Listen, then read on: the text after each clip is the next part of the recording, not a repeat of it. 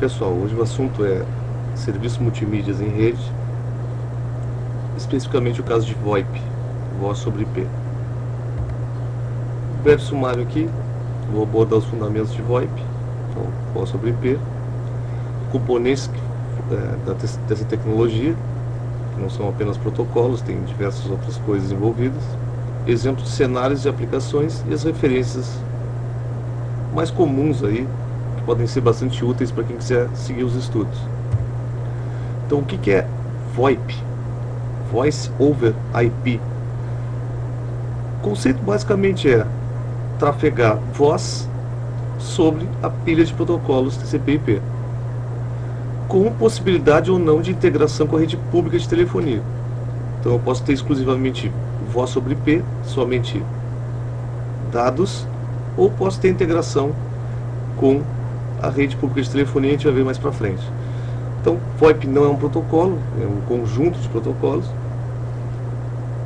e padrões, que definem codificação, o transporte, a sinalização, que é o roteamento das chamadas, sobre a pilha de protocolos TCP/IP.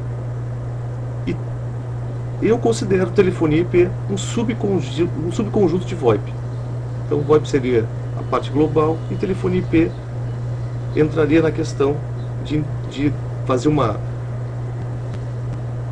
equivalência à telefonia como a gente conhece. Então, como é que é a telefonia, na verdade, básica? Ela é baseada em circuitos. O problema disso? O problema principal é um circuito que esteja ocupado com uma ligação, por exemplo, eu não consigo usar ele para mais nada, mesmo que eu tenha de 50% a 60% de utilização. O que isso quer dizer? Numa ligação telefônica, de 50% a 60% do tempo é silêncio. Uma pessoa fala, outra escuta. Então a comunicação de telefonia é uma comunicação half duplex. Apesar de existirem casos, que a gente conhece, das pessoas falarem e nem sequer escutar o que o outro está falando. Mas então um desperdício de recursos. A vantagem é que não tem condicionamento nenhum. Uma vez que a linha está exclusiva para mim, eu tenho ela de forma exclusiva. Rede de pacotes, a vantagem, a utilização chega de 90% a 95%. Por quê? Porque eu consigo intercalar pacotes de diversas aplicações simultaneamente. Então eu tenho uma alta eficiência na utilização de banda, mas eu tenho um problema que eu tenho que gerenciar o congestionamento, ou seja, essa disputa por esse canal de comunicação. Esses slides aqui são um pouco antigos, vamos dizer assim, que são da minha dissertação de mestrado, que foi defendida em 2006, mas ainda continuam valendo algumas coisas, como essas aqui, por exemplo. Já não no momento atual, para o mercado de serviços de VoIP, nem se discute mais isso. O VoIP é algo que está natural, nativo hoje em dia. Mas o que possibilitou o VoIP crescer aí no meio dos anos 2000 e se tornar popular como é hoje? Primeira questão de tráfego de dados exceder de voz. Então as empresas de telefonia não são mais empresas de telefonia, são empresas que são voltadas para provimento de acesso, para formas de comunicação, disponibilidade de largura de banda barata, então ADSL principalmente, Economia na consolidação de rede, por exemplo, eu não preciso mais ter alguém especificamente para telefonia, especificamente para rede de dados, eu posso ter um cara que conhece as duas coisas. Avanços nas tecnologias de qualidade de serviço em rede, por exemplo, uso, nesse caso aqui, difundido largamente do padrão 802.1p para fazer a questão de diferenciação de tráfego em nível 2, em camada 2, e o DIF serve para fazer a diferenciação de tráfego em classes nos roteadores, e aí fazer a relação entre nível 2 e nível 3. Padrões abertos de tecnologia de VoIP, coisas que originaram lá na Cisco, como Skinny, protocolo Skinny. Hoje está quase tudo em cima de SIP. Por que quase tudo? Por exemplo, o Skype não está em cima de SIP, na época o MSN não estava em cima de SIP. e o Skype o serviço talvez mais utilizado, mas existem padrões abertos. E avanços também nos processadores de sinais. Então, se conseguiu baratear os codificadores e decodificadores. E se conseguiu colocar em equipamentos a um custo bastante acessível.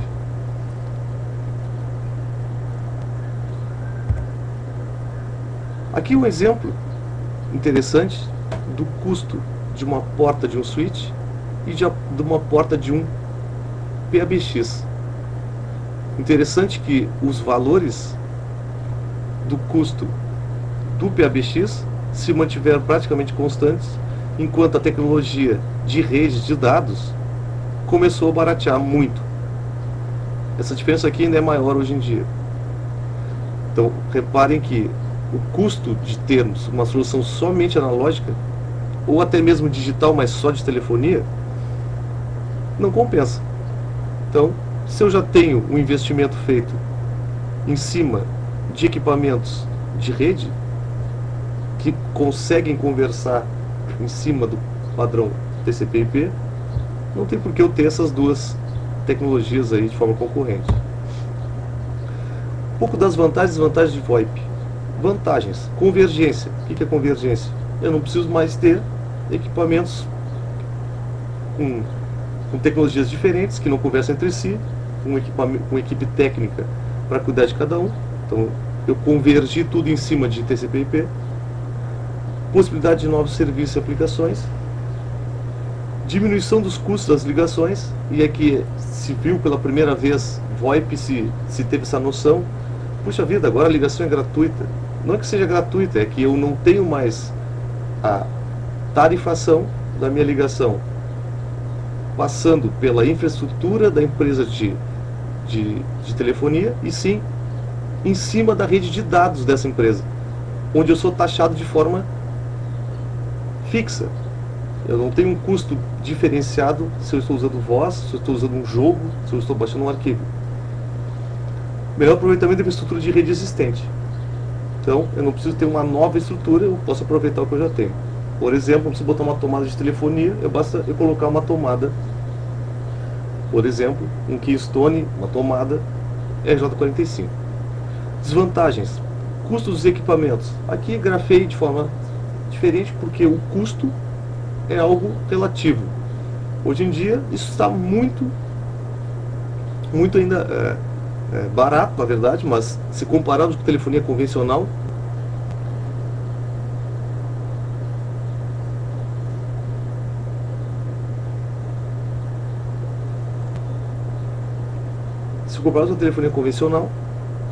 nós vamos perceber que um telefone convencional custa R$20 e um telefone VoIP, um ATA, custa 100, 80, 150, telefones até de R$1.000. Requisitos para garantir a qualidade da telefonia convencional. Então, isso é um custo que antes eu não tinha, porque eu tinha um circuito alocado para mim, eu falo ou não falo, ele é meu. Agora não, eu tenho um canal de comunicação em cima de uma rede de dados onde eu compartilho com outras aplicações e outras ligações. E um problema que para nós aqui vai afetar também, obviamente, mas principalmente nos Estados Unidos, onde começou a difundir essa tecnologia, que é a localização das chamadas. Por exemplo, se eu ligo para uma emergência, se eu estou com VoIP, fica difícil de eu localizar porque eu não tenho um assinante fixo. Por exemplo, meu número IP pode estar num hotel nos Estados Unidos e eu estar ligando para 190 na minha cidade. Os componentes estão de voz sobre IP, protocolos, recomendações e padrões, principal SIP. Esse protocolo aqui é o responsável por fazer o roteamento das chamadas. O H323 ele é um conjunto de protocolos, padrões, muitos codificadores usados da telefonia VoIP atual são derivados dessa recomendação. O MGCP, o Megaco, que é um outro protocolo criado, na verdade, ele foi criado para ficar mais próximo do que a telefonia convencional, para rodar VoIP. O IAX, que é um protocolo criado pela empresa Digium, que desenvolveu o Asterix, que é, talvez não, com certeza, é a solução de PBX-IP, ou servidor de VoIP mais usado, é código-fonte aberto, então é um protocolo para trafegar ligações e a mídia das ligações. Esse cara aqui não trafega as mídias, o SIP, elas são transferidas em cima de RTP, que usa o protocolo UDP. O RTP e RTCP são protocolos genéricos, eles não são exclusivos para o VoIP, eles podem ser usados para vídeo e outras aplicações. E esses são responsáveis por transmitir a mídia, ou seja, o áudio. E o SDP é para, na verdade, negociar as propriedades da ligação. Por exemplo, eu posso, com VoIP, usar vídeo e voz simultaneamente. Mas antes de eu disponibilizar isso, eu tenho uma sessão. Então esse cara aqui é um protocolo que descreve essa sessão. E o ENUM é um protocolo, uma recomendação para se usar numeração exclusiva. Então seria um formato de telefonia exclusiva e usado, na verdade, em cima de VoIP. Mas a ideia é se basear na numeração. Por exemplo, no caso do Brasil, que tem um código de área, código do país, né, 55, código de área 53, e um número, por exemplo, 30, 52, 23, 15. Então eu tenho desde o código do país, código da região, a minha central telefônica e o código do assinante. Os codificadores, os codecs decodificadores, então são responsáveis por digitalizar nossa voz, codificar, então se pensar numa analogia, um zipador, e uma forma de pegar a nossa voz, transformar ela em bits e colocar-nos em pacotes. Os codecs são responsáveis por fazer isso. As arquiteturas usadas, então basicamente temos SIP, H323 e os equipamentos. Então, fazendo uma abordagem mais aberta, onde é que se encaixa cada um desses caras aí em cima da pista de protocolo TCP/IP? Bom, nós temos a sinalização feita no H323 e pelo SIP-SDP. O que é a sinalização? Eu quero falar com alguém. Eu tenho uma sinalização para tocar o meu parceiro da conversação através de uma mensagem ringing. Eu tenho outra, por exemplo, que redireciona a ligação caso ele não esteja. Tenho outra que define se eu preciso de um proxy ou não para poder fazer essa ligação. Na medida que eu acho o meu parceiro da conversa, eu tenho que transmitir a mídia. Então, como funciona? Um microfone vai captar minha voz, vai haver um processo de digitalização, depois um processo de compressão, que o codificador é responsável, um processo de empacotamento e o envio em cima de UDP e protocolo RTP. Então o codec é como se fosse o protocolo da camada de aplicação. Então basicamente em cima de SIP pode-se usar TCP, mas basicamente se usa UDP. Então o protocolo UDP é muito utilizado aqui, principalmente para a transmissão da mídia, ou seja, da voz. Então um pouco sobre os codificadores. Eles têm a função de gerar bits a partir das amostras de voz. Pode fazer a compressão da voz, diminuindo a largura de banda necessária para a transmissão. Então essa é outra vantagem do codificador. Só temos que lembrar de uma coisa: toda vez que a gente faz compressão a gente perde alguma coisa, perde qualidade. Mas o que a gente ganha? A gente ganha, na verdade, armazenamento. Então um exemplo clássico aqui é o codificador MPEG Layer 3, o conhecido MP3. Eu consigo pegar a minha mesma informação, eu comprimo ela quase 10 vezes e eu escuto a música original. Claro que eu tenho perdas, mas elas não são tão perceptíveis assim para pessoas comuns, então é um bom negócio. Existem codecs comerciais gratuitos e eles possuem papel importante no dia de VoIP, porque a largura de banda consumida é totalmente dependente do quanto eu consigo comprimir. Então, o exemplo aqui do processo de digitalização, codificação e empacotamento de amostra de voz. Então, um exemplo aqui, uma pessoa falando no microfone, existe o processo de digitalização, então eu pego essas formas de ondas analógicas aqui, transformo elas em 0 e 1s, eu codifico elas, compacto, eu insiro um cabeçalho do pacote para poder entregar esse cara. A amostra de voz é colocada na carga útil. Então meus dados, na verdade, são a voz empacotada aqui. E eu tenho um problema, na verdade, que é o seguinte: os meus pacotes são muito pequenos. Por que eles são muito pequenos? Por dois motivos. Primeiro, pelo atraso. E segundo, se eu tiverem perdas nesses pacotes, eu não vou ter uma quantidade tão grande assim de informação. Alguns tipos de codec. Então tem vários tipos, na verdade, isso aí é um campo aberto de pesquisa, mas tem alguns em forma de onda. Então eles fazem amostragem de digitalização, são os mais comuns. E tem os baseados em voz humana, que tentam usar alguns sons que são padrão, por exemplo, um A, um B, um Oi, e tentam fazer uma forma de compressão melhor. Exemplos de codecs. Esse aqui é o mais comum de todos, o G711, usado em telefonia convencional, padrão PCM. Os quadros são coletados em amostra de 10 milissegundos. Não tem atraso de algoritmo, quer dizer, ele é um codificador muito rápido, mas a largura de banda ocupada chega a 64K. A qualidade é ótima. Essa qualidade aqui é medida através de índices chamado MOS, então nós vamos ver aí como ele é feito. Existe, por exemplo, para comparação, o G729A, que é um codificador comercial. Esse aqui é aberto, esse aqui é comercial, que chega a compressões de 8K.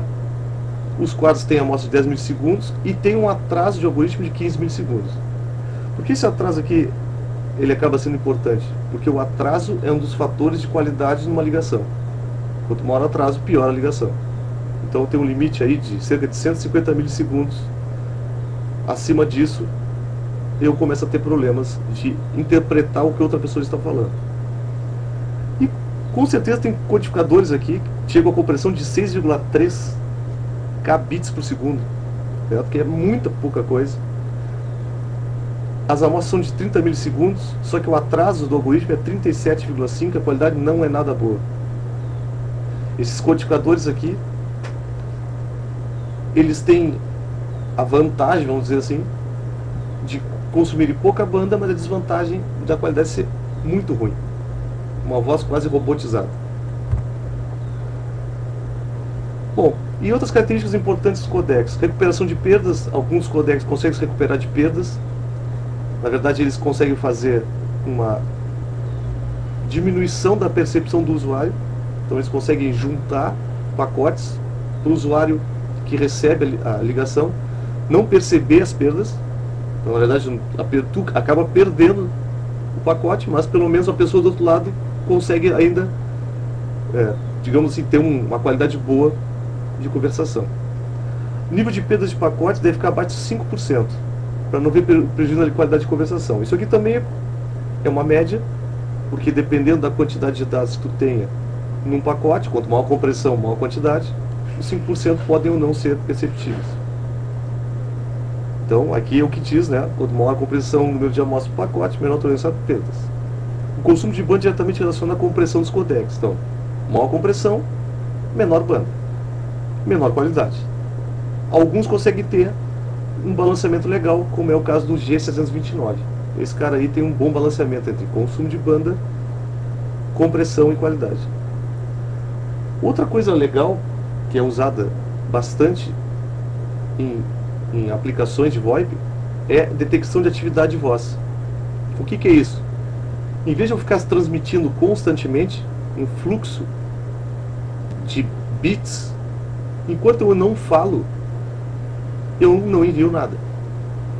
Então, o codificador junto à aplicação detecta se eu estou falando e ativa o streaming de voz. Para que se faz isso? Bom, numa ligação telefônica, 40% por aí, 40% do tempo não se fala nada, de um lado, por exemplo, estou falando com uma pessoa, 40% do tempo eu estou sem falar, porque estou escutando ela falando. Esse período eu não transmito, então não consome a minha rede. esse recurso aqui é ativado normalmente no softphone, ou no telefone IP, no ATA. A gente vai ver agora o que são esses caras aí. Um exemplo de cálculo de banda consumida. Então, assumindo uma rede Ethernet e o uso do codec G611, PCM. As amostras são coletadas a cada 20 milissegundos. Então, se cada 20 milissegundos, eu tenho 50 pacotes por segundo. 50 vezes 20, 1000. Cada pacote contém 160 bytes de áudio. Largura de banda do codec 64K. Então, como é que eu faço o cálculo, na verdade? Eu tenho que somar esse cálculo. O cabeçalho RTP, o UDP, o IP e o Ethernet. Porque esses caras aqui são fixos. Esse cara é responsável por levar a mídia, esse aqui é responsável por transportar essa mídia, esse aqui é responsável por fazer o endereçamento e roteamento, e esse cara para fazer a ligação com a minha rede fisicamente conectada. Então eu tenho 78 bytes de cabeçalho por pacote. Bom, eu tenho 50 pacotes por segundo, e cada pacote 160 bytes, eu vou ter uma largura de banda somente num sentido. Então imagine, eu estou conversando com uma pessoa, eu enviando minha conversa, chega a cerca de 95,2 kbps por segundo. Se outra pessoa está conversando comigo simultaneamente, que não é uma coisa comum, mas vamos imaginar que seja isso, eu teria 100 kbps de upload e 100 kbps de download. Então, onde é que está o diferencial de consumir banda? No codec. Se eu usar um codec com menor banda, por exemplo, um daqueles codecs ali que eram de 6K, eu vou ter uma diminuição bastante grande aqui. Mas continuo com um problema, que é o meu overhead. Esse meu cabeçalho aqui eu não tenho como mudar. Bom, falando de protocolos e padrões, o ITU-IT é um órgão internacional de telefonia, de telecomunicações, que criou essa recomendação chamada H323. É uma recomendação abrangente, determina diversos padrões para sinalização, estabelecimento de sessões, controle de chamadas, gerenciamento de largura de banda, controle de emissão, codecs, protocolo de aviso de dados, fax, mensagens e outros mais. É um calhamaço de documentação. Por quê? Porque o que se tentou fazer? Pegar a telefonia convencional e colocar ela dentro da rede de dados. Complicou. Porque várias coisas a gente não consegue garantir. Então, essa dificuldade das garantias necessárias à telefonia convencional tornaram bem complexa essa recomendação. Aqui tem um exemplo de um panorama também de onde se encaixam cada uma dessas coisas aí do H323. Por exemplo, tanto o TCP como o DP são utilizados, o RTP e o RTCP, que é a parte de gerenciamento de estatísticas do RTP, são usados para transferência de mídia. Os codecs aqui, G7 alguma coisa, são definidos dentro da recomendação. O gatekeeper tem a função da central, vamos dizer assim, do servidor de VoIP. Existe também a recomendação aqui de vídeo, desses codificadores de vídeo aqui, H alguma coisa, e outros mais. O que se tem assim de prático em cima do H323? Hoje em dia é raro ter um equipamento em cima do H323, né, com telefone VoIP, ATA ou qualquer outra coisa assim. Mas existe uma solução em código-fonte aberto chamado OpenH323. Existe um gatekeeper chamado GNU Gatekeeper, que pode ser usado. Existem terminais que funcionam em cima de H323. Então aqui tem um exemplo do OpenPhone em uso, usando o codec G611. Então aqui recomendo assim, quem tem interesse de ver como funciona essa tecnologia, bem legal dar uma olhada nessas soluções aqui.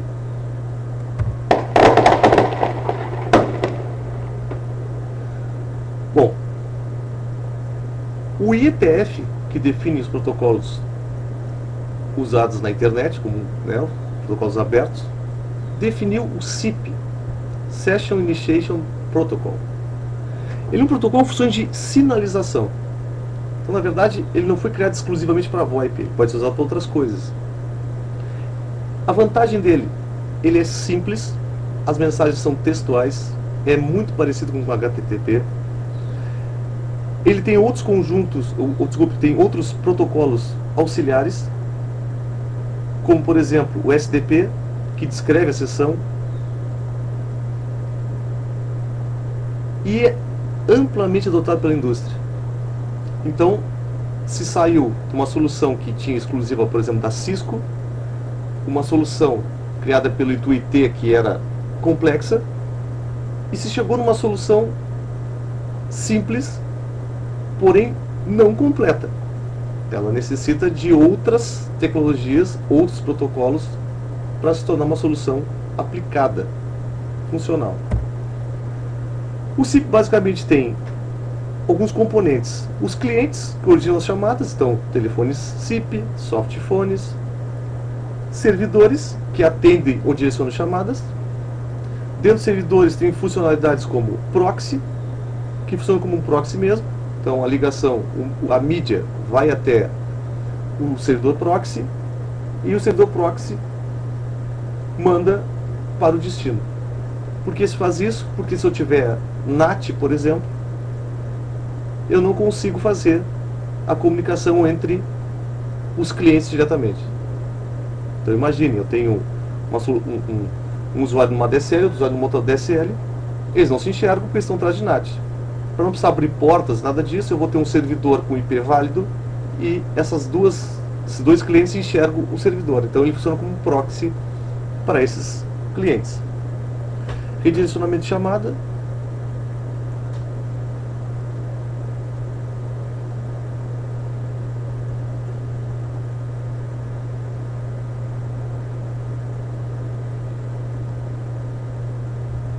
Redirecionamento de chamada, por exemplo, eu vou ligar para um número, esse número tem um redirecionamento que disca para o celular convencional.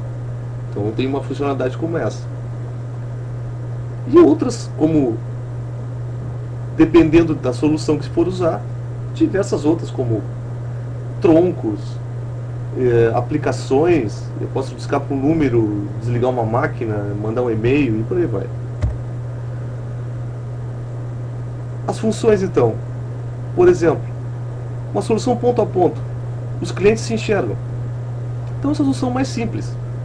Um cliente liga para um agente e o user agente do outro cliente se comunicam. Então, imagine uma rede local, eu tenho uma ligação dessa forma, sem nem de servidor. Um servidor proxy, ele vai ser um intermediário entre esses dois caras. O servidor de redirecionamento vai fazer com que a ligação que é feita para um número original, caso não se encontre, ele redireciona para um próximo. E o servidor de registro é onde o usuário se registra. Por exemplo, eu estou registrado num servidor da minha empresa. Alguém liga para esse meu servidor e esse servidor sabe onde eu estou. Mas necessariamente não precisa estar dentro da minha empresa, eu posso estar num hotel ou em qualquer lugar. O meu IP vai mudar, mas o meu número não. As pessoas conhecem o meu número, elas vão ligar para o meu número. O servidor constantemente pode estar trocando o IP onde eu estou. Ele sabe me encontrar. Para as pessoas é muito fácil, porque vão ligar um número ou vão ligar algo do tipo emonks@meuservidordevoip.com.br. Vai ser traduzido para um número, nesse caso número IP, e a ligação vai chegar para mim. Aqui é a lógica de uma chamada, por exemplo. Aqui com as mensagens SIP. Então, o Joey aqui, que está com este IP, vai fazer um convite para falar com o Bob, lá no 1234. Então, o que o softphone que ele tem aqui, o telefone IP dele vai fazer? Vai fazer uma solicitação invite para o servidor onde ele está registrado. O servidor vai ter que descobrir, através de uma resolução de DNS, por exemplo, onde fica o servidor onde está o Bob. É retornado aqui o IP desse servidor, esse convite é repassado para o servidor onde o Bob está registrado. Há uma chamada aqui, uma solicitação, que é um ringing, vai tocar aqui para esse cara, vai fazer uma sinalização. Ao fazer essa sinalização, o Bob vai fazer a comunicação com o Joe. O problema é que normalmente esse cara aqui, esse aqui não se enxerga. Então eles vão ter que repassar esse proxy aqui. Esse cara vai ser um proxy para esse cara chegar com a ligação até aqui. Se enxergasse os IPs, por exemplo, caso de IPv6, vão se enxergar, muito fácil, vai ligar direto para cá. A mídia vai passar direto para cá. Só que para, por exemplo, tarifações, etc., eu tenho que saber quanto tempo durou a ligação, etc. Então esse cara vai passar mensagens entre os servidores para eu poder contabilizar isso. Para saber quando começou a ligação, quando terminou, se houve um redirecionamento e coisas do tipo assim. Bom, equipamentos usados em VoIP. Basicamente, softphones, telefones e software, telefones IP, adaptadores analógicos, tais como ATA, que a gente vai ver agora o que são, gateways e PABX. Softphone, que é o mais comum, X-Lite. O que é esse cara, na verdade? Eu vou precisar de um headset, vou ligar num computador, e a partir daí vou me registrar num servidor e vou fazer minhas ligações aqui. Muito simples de usar. Vou usar um usuário, uma senha aqui provavelmente, vou ter um número. Problema disso aqui. Primeiro, eu tenho que ter um computador com capacidade para rodar esse cara aqui. Eu tenho problema da concorrência das aplicações no meu sistema operacional. Eu tenho concorrência de tráfego na minha máquina. E alguns outros problemas, como vírus, etc., como falta de energia. Se falta energia, acabou minha telefonia. O ATA, ele funciona da seguinte forma. Ele é um aparelho, uma caixinha, se conecta um telefone convencional e passa a ter um terminal VoIP. Então a inteligência está na caixinha. Esse exemplo aqui, se liga um telefone convencional, se liga um cabo de rede aqui, alimentação. Então, este cara aqui, o custo relativamente baixo, esse valor aqui já está bem mais baixo, tem valores aí de R$80, R$90 hoje em dia. Esse cara serve então como uma interface entre a telefonia VoIP e a telefonia convencional. Então, em vez de usar um softphone, eu ligo esse cara aqui numa tomada, por exemplo, chego num hotel, esse meu ATA está configurado para a minha empresa, eu ligo o cabo de rede que estiver no hotel, pego o telefone analógico que tem no hotel, ligo aqui, disco desse telefone analógico. Aí é muito mais um conforto de ligar do telefone. E existe o telefone IP, que é realmente um aparelho. Normalmente ele é um switch de duas portas, onde eu ligo um cabo de rede e outro cabo eu ligo no meu computador. Funciona como se fosse uma linha convencional, então a pessoa nem vai saber o que está acontecendo. Pode pegar o telefone ali e discar. É o mesmo caso do ATA também, vai ligar ali, nem sabe se tem VoIP ou não. O problema, vamos dizer assim, é o custo. Existem umas soluções de telefones USB, aparecendo para Skype também, que não são telefone IP na verdade. Ele em vez de ser um headset, ele é a cara de um telefone, mas existe telefone IP, tu configura o IP nesse cara aqui, tu liga cabo de rede nele, ele tem visor, alguns têm visor com capacidade de vídeo. Normalmente são equipamentos que funcionam com Power over Ethernet, ou seja, eu consigo alimentar ele pela rede. Então, do meu cabo de dados eu levo energia e eu centralizo um no-break para todos os meus telefones. Lá no meu switch, no meu rack, eu vou ter um no-break, ligo os cabos e esses caras alimentam todos os meus telefones. Os gateways, o papel desse cara aqui é o seguinte: eu quero ter meus telefones convencionais, só que eu vou ligar um cabo de rede nesse gateway, vou ligar meus telefones convencionais neste gateway e vou fazer ligações de VoIP com outras localidades. Entre os meus telefones convencionais eu vou ligar e vou falar de forma convencional. Então ele é um misto de um PABX e um servidor de VoIP. O interessante é que eu consigo integrar VoIP com telefonia convencional. Por exemplo, ligaria 5 ramais do meu PABX convencional, analógico, nesse gateway. Então, eu teria clientes VoIP com softphones, por exemplo, esses caras em rede, meu gateway ligado em rede, e eu teria 5 ou 6 linhas da minha central, que o meu cliente do VoIP, discando um número, por exemplo, 0, ligaria para a telefonia convencional. Então eu poderia ter 5 linhas na minha central de telefonia convencional e o resto do meu pessoal todo em VoIP. Essa é uma das soluções aqui, um exemplo de como poderia ser usado isso. O PBX-IP, normalmente eu não vou ter a interligação com telefonia convencional, eu posso ter também. Mas esse cara aqui seria apenas um computador, um servidor mesmo, ou um appliance, onde eu teria a ligação dos meus clientes VoIP e teria uma rede totalmente VoIP, com telefone, com ATA e com softphone. Uma solução totalmente VoIP. É bem complicado ter isso hoje, porque nem todo mundo está trabalhando com VoIP, mas, por exemplo, imagine o caso de Skype. Skype é totalmente VoIP. Posso fazer ligações com telefonia convencional, pagando uma taxa, ok. Aqui é o mesmo caso, posso botar uma placa numa máquina dessa aqui, ou no meu appliance, ligar minha central convencional e também fazer a mesma coisa. Cenários comuns aqui de serviço de VoIP. Por exemplo, meu telefone convencional, um gateway que liga linhas analógicas, minha rede TCP/IP, do outro lado um gateway e minha telefonia convencional. Então o que eu poderia fazer aqui? Este cara nem sabe que existe VoIP, mas se ele ligar um número que é dessa central aqui, ele vai passar pela rede de VoIP para cá. Então ele vai passar pela rede de dados, não passa pela telefonia convencional.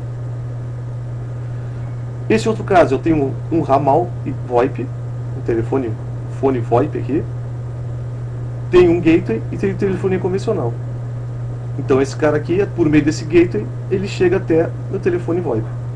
E desse cara, da mesma forma, chega a telefonia convencional. E tem o VoIP, que desse lado eu vou ter VoIP, um roteador aqui, uma central, e do outro lado VoIP. Aí puramente rede de dados.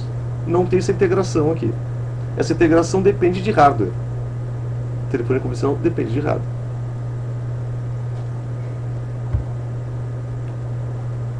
Um cenário típico, então, de rede corporativa com serviço de VoIP.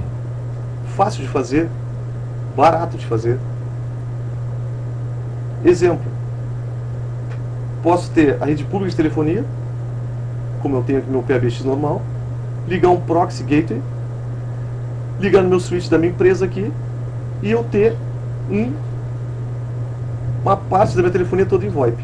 O que eu ganho com isso? Normalmente as expansões PBX são muito caras. O que eu poderia fazer? Comprar telefones VoIP aqui, ligar um proxy gateway, ligo um ou mais troncos aqui, cabos aqui, um tronco, pode ser um tronco E1, pode ser cabo, pode ser linha convencional, 4, 5 linhas, pode ser coisa do tipo assim. Coloco uma placa aqui que está por volta de R$300, R$400, ligo 4 a mais aqui. Esse cara fala com esse por VoIP, então não passa no PBX, não há problema nenhum. Esse PC com softphone também. Esse cara aqui, se quiser falar com esse telefone, ele vai ligar para o PBX, vai ter algum roteamento dessa chamada aqui, um plano de descagem que nós vamos definir, liga 0, 9, o que for, ou um menu aqui para escolher, tanto faz, e esse cara cai em qualquer telefone desse. Para fazer uma URA aqui é extremamente simples, rápido e barato.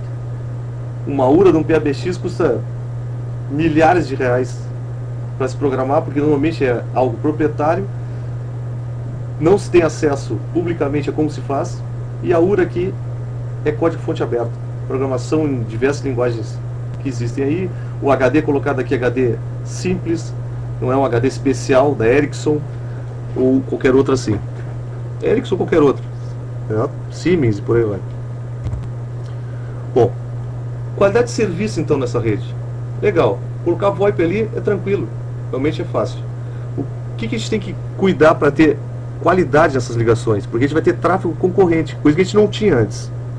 Eu pego o telefone convencional, tiro ele, peço linha, a linha é minha.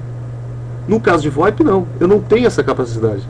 A linha sempre vai ser compartilhada. O que eu posso fazer? Primeiro, eu tenho que cuidar esses fatores. O atraso não pode ser maior que 150 milissegundos. Até 400 milissegundos é razoável. Isso aqui é o atraso só de ida. Então, num sentido, eu falando com uma pessoa. Então, ida e volta seriam 300. O jitter, que é a variação do atraso, limite 75 milissegundos. Isso aqui são recomendações universais, certo? E a taxa de perdas abaixo dos 5%. Então, depende do codec, obviamente. Né? Mas falando de codecs como o G711, coisa do tipo assim, que são os mais comuns, eu não posso ter perdas nessa rede. Numa rede local, isso aqui é muito fácil de atingir. Um atraso de uma rede local é de 5, 10 milissegundos, no máximo. Jitter é muito baixo. E taxa de perdas é perto de zero. Mas quando eu trago isso aqui para a internet, fica bem complicado manter esses padrões aqui.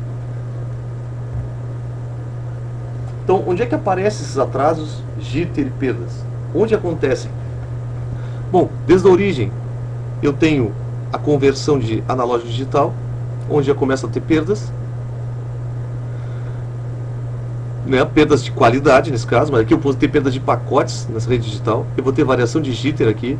Eu tenho atraso na transmissão. Aqui eu tenho atraso na captura, digitação e compressão. Então, dependendo do codec, já vou ter atraso na origem, na transmissão e na descompressão e conversão analógico e reprodução. Então, tudo isso aqui insere atraso. Eu tenho uma soma de atrasos aqui, variações do atraso e perdas. Então isso compromete, na verdade, a qualidade da ligação. Como é que se garante a melhoria disso? Bom, em nível 2 e 3, nível 2, numa rede local, eu consigo facilmente usando diferenciação de tráfego em suítes, usando filas de prioridade, separando em VLANs, usando classes de serviço, desde a aplicação. Então lá no softphone eu marco o tipo de tráfego VoIP, ele vai ser diferenciado durante todo o tráfego dentro da minha rede. Políticas de filas em roteadores de suítes e reservar banda. Então eu vou trabalhar basicamente com QoS. Eu vou botar em VLANs separados, porque eu vou isolar broadcast, eu vou isolar um tráfego, por exemplo, de backup com um de VoIP, eu vou diferenciar isso, eu vou isolar. Como eu falei, o problema de fazer isso é na internet como um todo. Uma rede local é relativamente simples de fazer. Como é que se mede qualidade de voz, então? Eu tinha falado sobre a questão do MOS. O que é o MOS? O Mean Opinion Score. Aqui se dá a qualidade em relação ao codec. Então, o codec mais próximo do 5 é o de melhor qualidade. Ou seja, o que insere menos perdas na qualidade da voz. Como é que é feito esse teste? É interessante, esse teste é subjetivo. Então se reúnem pessoas, se usa o codec e se faz um questionário com as pessoas e elas colocam uma escala se elas acharam bom ou ruim. Então, para fazer essa medição tem um custo elevado. O modelo E, que é a recomendação do ITU-IT G107, é um método objetivo. Então ele leva em consideração não só o codec, ele leva em consideração o comportamento da rede. Por exemplo, considera o tipo de codec, os atrasos, as perdas de pacote. É uma métrica que usa o fator R. Então é de escala de 0 a 100. Existe uma função de conversão para valores de MOS. Esse cara aqui é muito mais dinâmico, muito mais objetivo. Por quê? Porque isso aqui é variável. Atraso e perdas são variáveis. O codec não. O codec é fixo. Se eu disser que a qualidade do G711 é MOS 4, é MOS 4 sempre. Agora, se tiver atraso e perdas, a qualidade da minha ligação vai variar. Agora, em relação a aplicações de serviço, eu selecionei algumas aplicações de serviços aqui, que tem algumas particularidades, não são tão atuais assim, mas vale como uma fixação sobre esses conceitos. O Skype. Bom, o Skype, hoje, né, adquirido pela Microsoft, na época aqui, tinha quase 210 milhões de downloads. É o serviço de VoIP mais utilizado atualmente, que essa apresentação aqui é de 2006, então até hoje, vejam só, um serviço tem quase 10 anos, se mantém líder ainda, isso é raríssimo na área de TI. Ele tem uma particularidade que é um protocolo proprietário. Ele não usa SIP, não usa H323, não usa nenhum codec conhecido, possui integração com rede de telefonia pública, então eu posso pagar um valor e fazer ligações para a telefonia pública, então tem gateways para me sair da rede de telefonia pública. E é um serviço muito simples de usar, que teve, digamos, a vantagem de ter um grande número de pessoas usando, com qualidade excelente, que tornou ele popular. E nesse mundo de comunicação, o que vale é ser popular. Porque se eu quiser falar com alguém e se alguém não está na rede onde eu estou, eu não consigo falar com ela. Então, esse foi, digamos, a grande vantagem.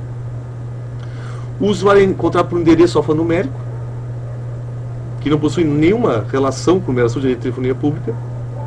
Os protocolos e os codecs utilizados pelo Skype são proprietários e não são divulgados. Existem vários estudos aí, vários artigos tentando descobrir como é que é o comportamento, mas sabe-se que o grande ganho do Skype é em cima do seu codec. Então as informações públicas a respeito dos codecs reportam que o consumo de largura de banda fica entre 24 e 64K, dependendo das condições de rede de processamento. Então, em medições feitas em cima do Skype, tu chegas aí a 20 e poucos K de consumo de banda. Isso é muito pouco. Por isso que funciona bem na internet. Por quê? Porque ele consome muito pouco. Apesar de não ter garantia nenhuma de qualidade, é um serviço gratuito. Então a gente tem que pesar isso. Por que o Skype funciona na internet de qualquer jeito e o meu serviço de VoIP não vai funcionar na minha empresa?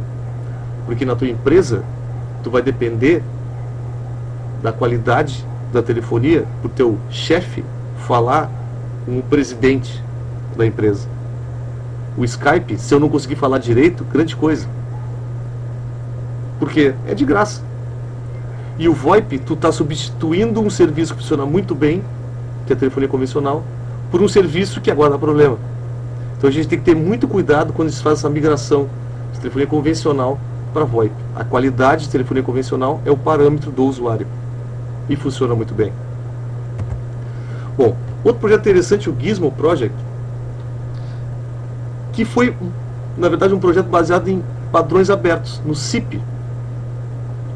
Então, a ideia desse cara aqui, em vez de usar o Skype como é um proprietário, usou um projeto aberto. Então, se eu tenho um softphone que tem o protocolo SIP, um telefone IP, um ATA, eu posso participar dessa rede aqui e falar com outras pessoas. Era baseado num softphone, tinha um cadastro, o usuário recebia um número, nesse padrão aqui, e usava alguns codecs abertos, como o G611, G623 e alguns outros. Aqui era a ideia do softphone deles, então tinha localização, tinha vídeo, então é mais um comunicador que usava SIP. Muito interessante, certo? Muito legal. A vantagem que é protocolo aberto. O TeamSpeak, que muitos conhecem, né, para os jogos online, aí, jogos com centenas de jogadores em servidores, é uma aplicação, na verdade, de VoIP, para uso não comercial gratuita, mas ela tem várias questões proprietárias. É bem fácil de configurar. É uma boa pedida para quem quer brincar um pouco aí com o VoIP, ver como funciona. Tem codecs que chegam até 4K bits. Por quê? Porque era para se usar isso aqui até em linha de escada. A ideia é ter um servidor desses caras. Funciona como se fosse uma sala de bate-papo, só que com voz. E ser leve, consumir pouca banda. Por quê? Porque o jogador do jogo online já está consumindo sua banda com o próprio jogo. No Brasil, começaram a surgir soluções aí, meados dos anos 2004, 2005, algumas soluções de VoIP de empresas tais como a GVT. Vou ter como exemplo aqui a GVT pelo seguinte: qual é a ideia desse serviço aqui? Hoje tem outro nome, tem o nome de Vono, certo? Mas aqui na ideia era serviço Webphone 100.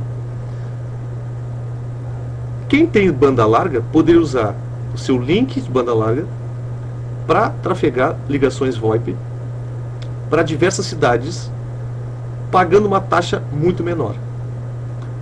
Como funciona? Imagine você tem uma DSL em casa, você colocava um softphone na sua casa, ligava para um telefone convencional, por exemplo, estou em Pelotas, Rio Grande do Sul, eu ligava para o Rio de Janeiro, a minha ligação à distância, meu DDD, era todo por VoIP. Chegando no Rio de Janeiro, a GVT tinha gateways que fechavam essa ligação convencional no Rio de Janeiro, pagando taxa local no Rio de Janeiro. Então, o que eu gastava na história toda? Eu gastava a minha DSL, que já está paga, e a ligação local no Rio de Janeiro. Então, na verdade, eu não estava fazendo um DDD, eu estava ligando local no Rio de Janeiro. Outra forma que eu tinha é o seguinte: eu tenho clientes no Rio de Janeiro. Eu registrava um número no Rio de Janeiro, local no Rio de Janeiro, da minha empresa. Alguém no Rio ligava uma ligação local, e essa ligação terminava para mim por VoIP.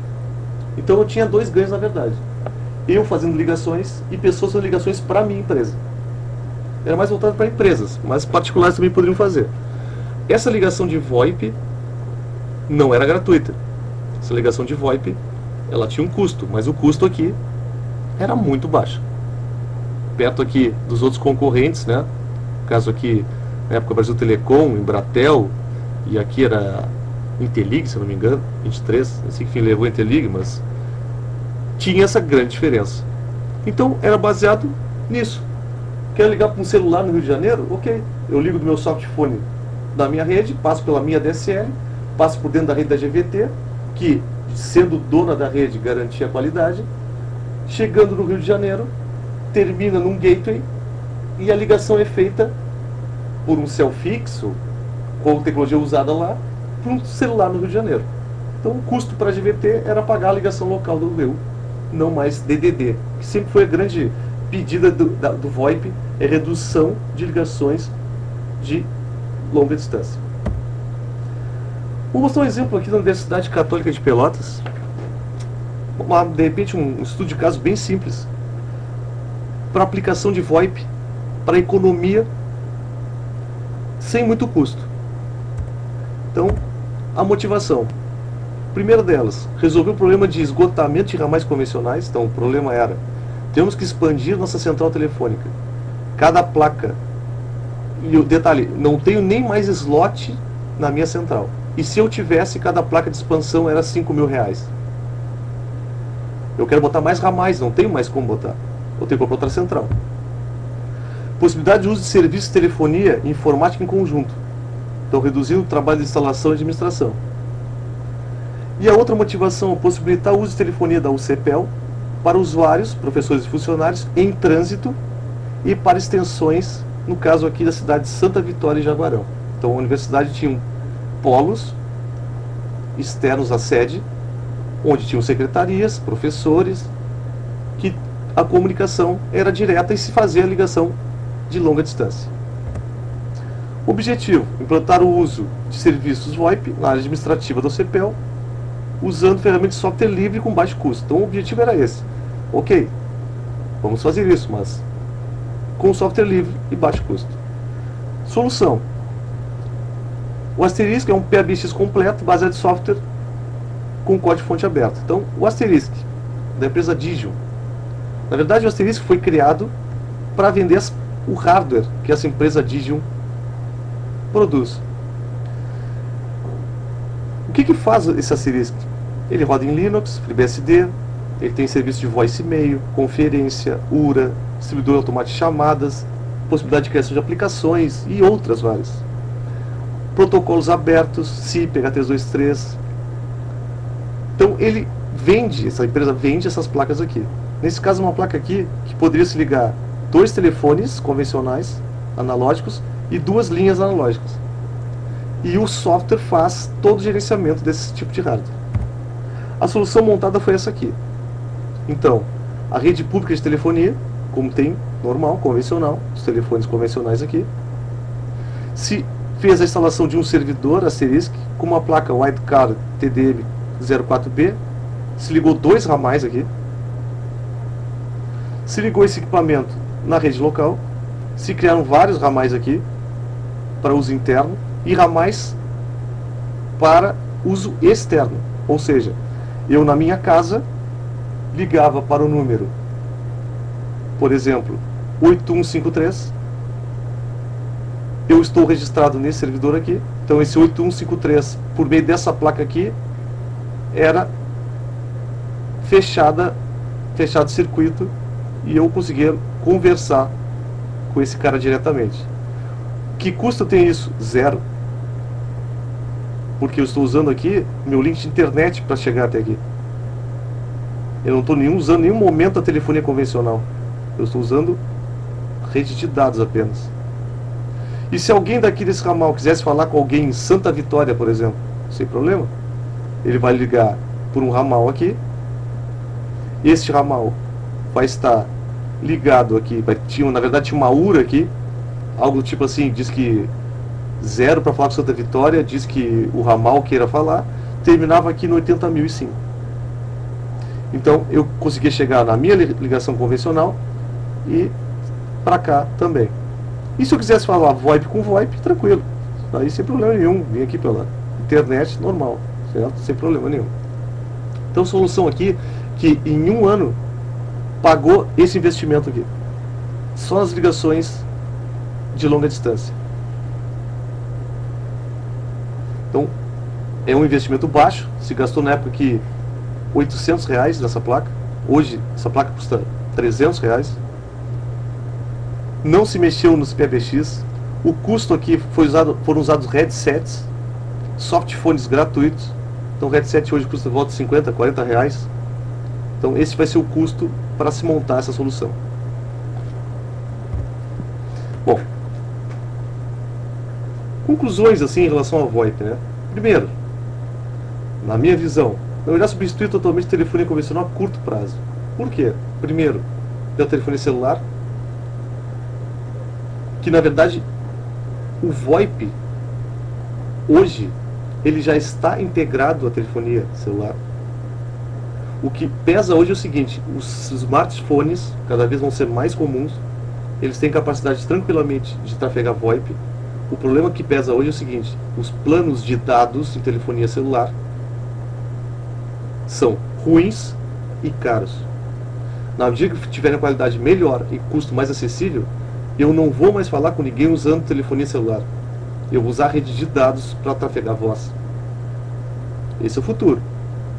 Hoje nas empresas, o que complica na verdade a questão da aplicação de VoIP?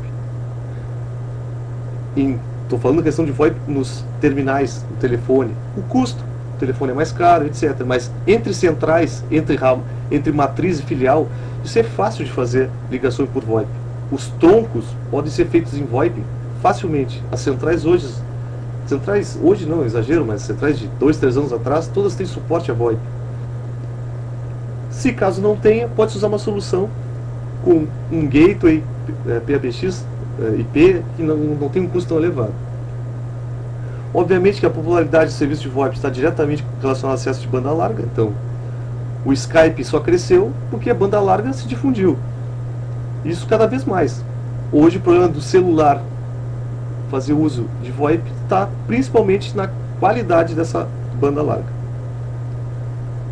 Então está aqui. Esse é o futuro. Celulares com acesso a banda larga e internet integrados. Isso aqui que vai acontecer, já está acontecendo.